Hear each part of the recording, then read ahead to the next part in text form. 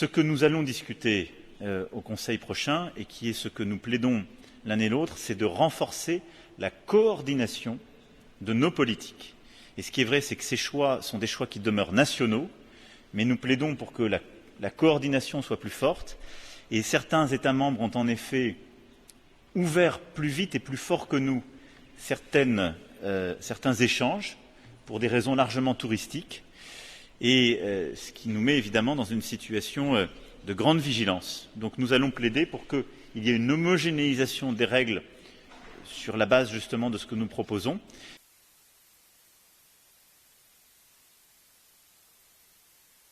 Sur le sujet de la défense européenne et de ce concept d'autonomie stratégique de l'Union européenne, je constate d'abord maintenant qu'il est rentré dans le vocabulaire commun des Européens.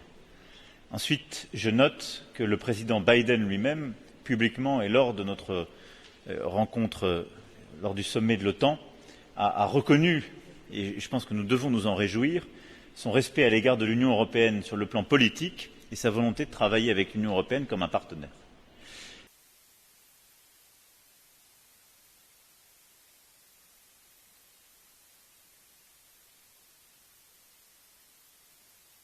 Et donc je pense que nous avons réussi à installer l'idée qu'une défense européenne et une autonomie stratégique de l'Union européenne n'étaient pas un projet alternatif à l'organisation transatlantique, mais bien une composante solide de celle-ci.